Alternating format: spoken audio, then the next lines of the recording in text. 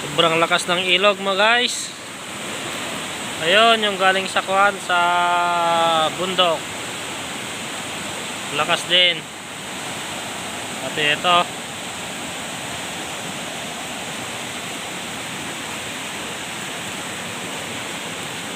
Yung pump namin dito is natabunan na. Ayan. Ayan, ito yung hose. Nandito yung pump. Natabunan na mga kabsat.